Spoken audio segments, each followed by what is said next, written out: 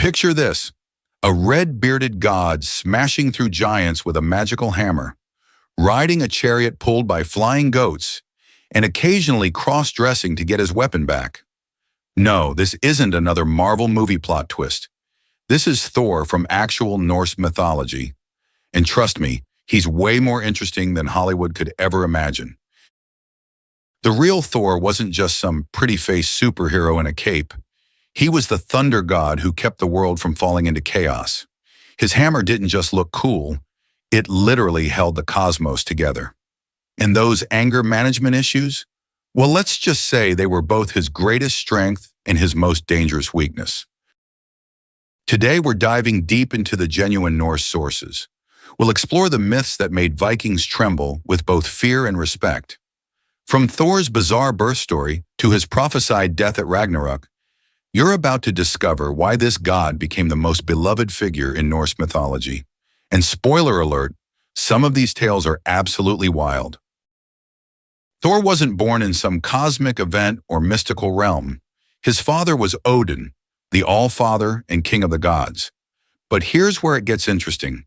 His mother wasn't Odin's wife Frigg. Instead, Thor's mother was Jord, the personification of Earth itself. That's right, Thor is literally the son of sky and earth, which explains why he controlled thunder and lightning. This divine parentage made Thor incredibly powerful from birth. While other gods had specific domains, Thor inherited dominion over the most primal forces of nature.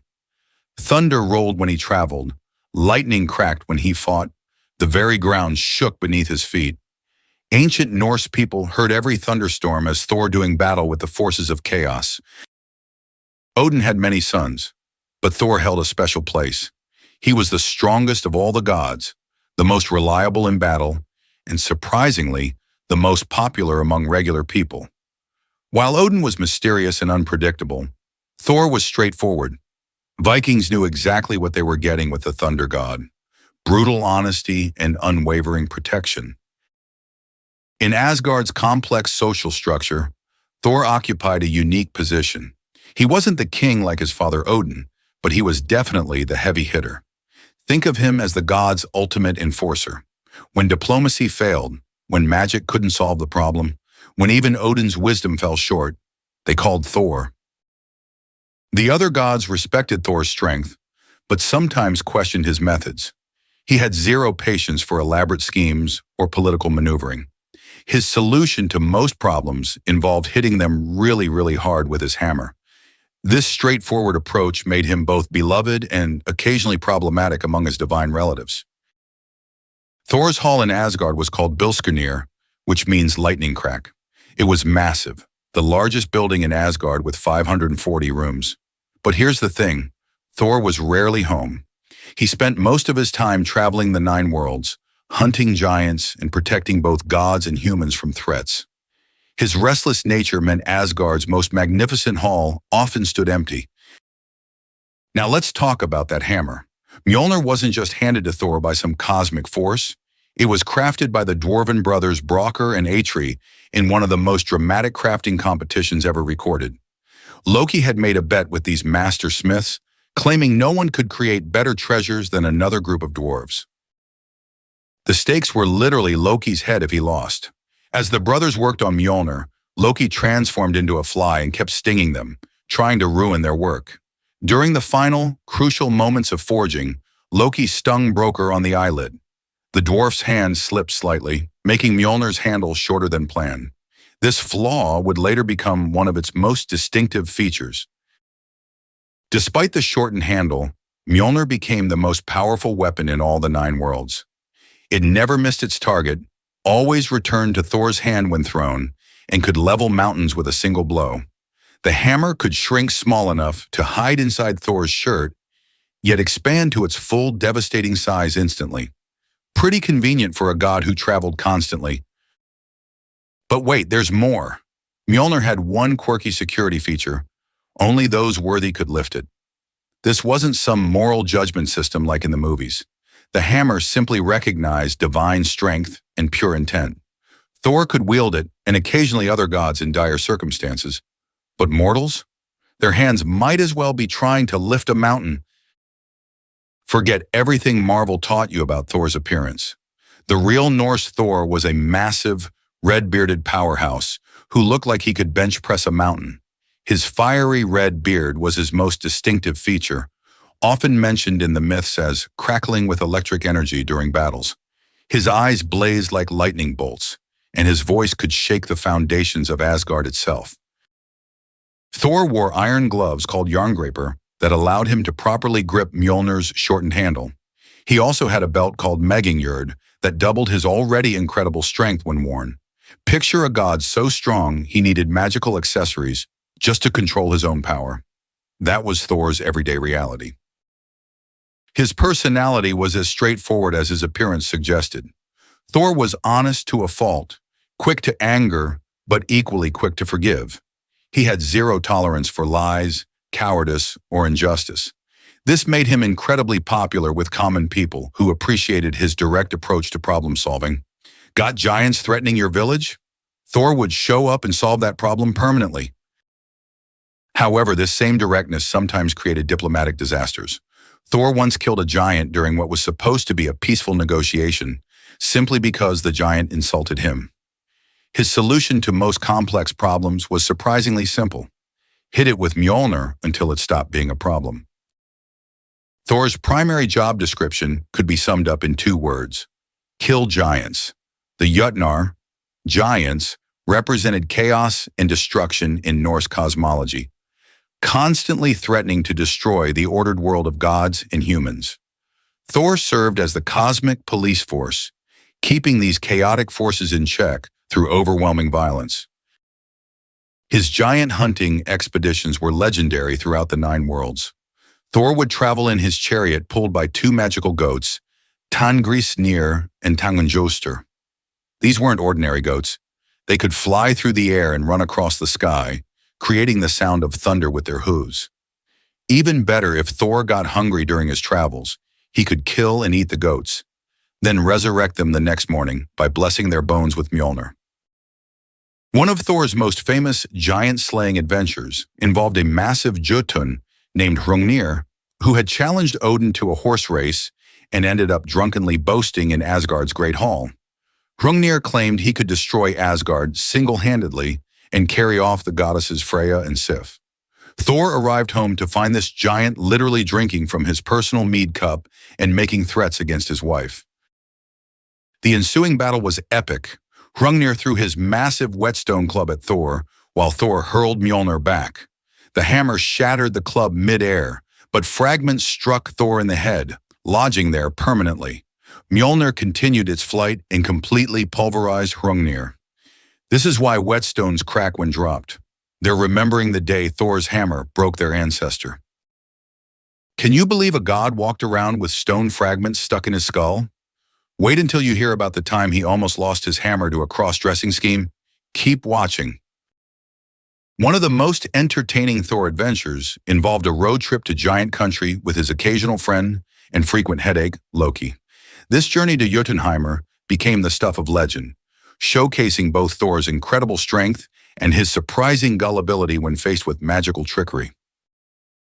The adventure began when Thor and Loki decided to travel together to the land of giants. They took Thor's goat-drawn chariot and stopped for the night at a human farmer's house. Thor, being Thor, killed his goats for dinner and invited the family to feast with them. He gave strict instructions to only eat the meat and carefully preserve all the bones. The farmer's son, Thjalfi, couldn't resist cracking open one of the leg bones to suck out the marrow. When Thor resurrected the goats the next morning, one limped slightly. Thor's rage was legendary. Thunder rolled across the sky, and the farmer's family thought they were about to die. To make amends, the farmer offered his children, Thjalfi and Röskva, as Thor's servants. Continuing their journey, the group encountered a giant so massive they initially mistook his glove for a building and spent the night sleeping inside it. This giant, Skrymir, carried a bag of provisions that Thor couldn't open despite his godly strength. When Thor tried to brain the sleeping giant with Mjolnir, Skrymir just brushed off the devastating blows like they were falling leaves. Thor's most dangerous adventure involved trying to catch the World Serpent Jormungandr with nothing but a fishing line. This wasn't some casual weekend fishing trip. This was an attempt to haul up a monster so massive it encircled the entire world and held its tail in its mouth. The adventure started when Thor visited the giant Hymir, looking for a challenge worthy of his strength. Hymir owned a massive cauldron and was known for his fishing expeditions in dangerous waters. Thor demanded they go fishing together, and Hymir reluctantly agreed, probably figuring the god would get bored and leave. Thor's fishing bait was the head of Himinhurjot, Hymir's largest ox. While Hymir caught 2 whales, which he considered a decent day's work, Thor was aiming much higher. He cast his line far out into the deep ocean, and something enormous took the bait. The fishing line went taut with the weight of the World Serpent itself. What followed was an epic battle between god and monster. Thor pulled so hard that his feet went through the bottom of the boat and planted firmly on the ocean floor. Jormungandr thrashed and fought, creating massive waves and spewing poison across the sky. The serpent's struggles were so violent, they shook the roots of Yggdrasil, the world tree. Just as Thor raised Mjolnir to deliver the killing blow, Hymir panicked and cut the fishing line. Jormungandr sank back into the depths, and Thor was so angry he punched Hymir overboard. This incident set up the final confrontation between Thor and the World Serpent at Ragnarok, where both would kill each other. Now here's a story that definitely didn't make it into the Marvel movies. One morning, Thor woke up to discover his precious hammer, Mjolnir, had been stolen. Without his weapon, Thor was basically just a very strong, very angry god, with no way to protect Asgard from giant attacks. The theft was quickly traced to Thrymr, king of the frost giants, who had hidden Mjolnir 8 leagues beneath the earth. Thrymr's ransom demand was outrageous. He wanted the beautiful goddess Freya as his bride in exchange for returning the hammer. Freya's response was so violent that her falcon feather cloak shook, and she nearly brought down Asgard's great hall with her rage. The gods needed a new plan, and Heimdall suggested something absolutely ridiculous. Dress Thor up as Freya and send him to the wedding. Thor's initial reaction was predictably explosive. He declared he'd be mocked throughout the 9 worlds if anyone saw him in a bridal dress. But with Asgard defenseless without Mjolnir, he eventually agreed to the humiliating disguise. Loki volunteered to go along disguised as the bridesmaid, probably because he couldn't resist witnessing Thor's embarrassment firsthand. They dressed Thor in Freya's finest gown, adorned him with her necklace Brisingamen, and covered his face with a bridal veil. The sight of the thunder god in drag must have been absolutely hilarious. Family life in Asgard wasn't exactly peaceful with Thor around. His frequent travels meant Sif often played single parent to divine children with supernatural strength and tempers to match their fathers. Imagine trying to ground a kid who could accidentally level the house during a tantrum. Sif developed legendary patience dealing with her husband's extended absences and explosive homecomings. The most famous incident involving Sif happened when Loki, in a moment of either boredom or stupidity, cut off all her beautiful golden hair while she slept. Thor's rage was so intense, it literally cracked mountains. Loki had to commission the Dark Elves to create new hair from actual gold thread, which ended up being even more beautiful than the original. Crisis averted, but Thor kept a much closer eye on his trickster brother after that. Despite being generally popular, Thor's straightforward approach sometimes put him at odds with his divine relatives. His father Odin valued wisdom and cunning above brute force, which led to several father-son disagreements about proper conflict resolution. Odin would spend years crafting elaborate plans, while Thor preferred the direct approach of showing up and hitting things. Thor had particular tensions with Freyr, the god of prosperity and fertility. Freyr represented peaceful abundance, while Thor embodied violent protection. During times of peace, some gods questioned whether Thor's constant giant hunting was really necessary. Thor's response was always the same. Peace only existed because he kept the forces of chaos in check through overwhelming violence. The god Baldur, everyone's favorite golden boy, sometimes clashed with Thor's methods despite their family connection. Baldur was beloved for his beauty, wisdom, and peaceful nature. Thor respected his half-brother, but found Baldur's diplomatic solutions frustratingly slow when giant armies were literally at the gates of Asgard. Thor's relationship with the goddess Freya was particularly interesting. She was a fellow warrior deity who understood the necessity of violence, but she also represented love and sexuality. Freya often served as a mediator between Thor's blunt approach and the more subtle gods. She was one of the few deities who could tell Thor he was being an idiot and actually get him to listen. Ready for the ultimate plot twist? Everything we've discussed so far was just the warm-up act. The real drama starts when we get to Ragnarok.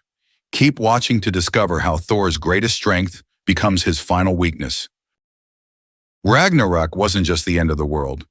It was the ultimate cosmic showdown that had been building since the beginning of time. And at the center of this apocalyptic battle stood Thor, facing his oldest enemy in a fight that would literally shake the foundations of reality. The prophecy was crystal clear and absolutely terrifying.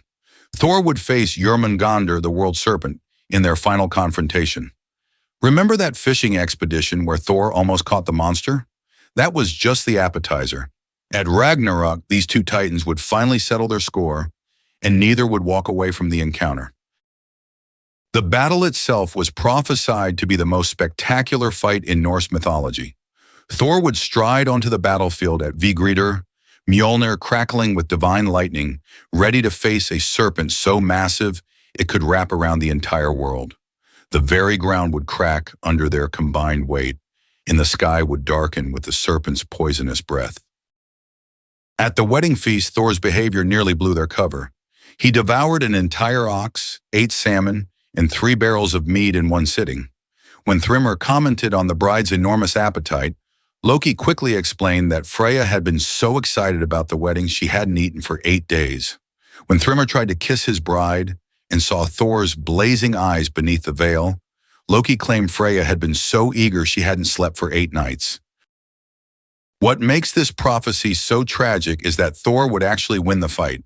His hammer would crush Jormungandr's skull, dealing the killing blow that would save the world from the World Serpent's poison. Thor would be victorious, standing triumphant over his greatest enemy. But victory would come at the ultimate price. Here's where the Norse understanding of heroism gets really profound. Thor's victory over Jormungandr would be complete, but the World Serpent's dying act would be to exhale a massive cloud of poison directly into Thor's face. The Thunder God would manage to take exactly 9 steps away from his defeated enemy before collapsing and dying from the toxic fumes. Think about that image. Thor, the mightiest of all gods, the protector of Asgard and Midgard, dying not from the battle itself, but from the aftermath of his victory.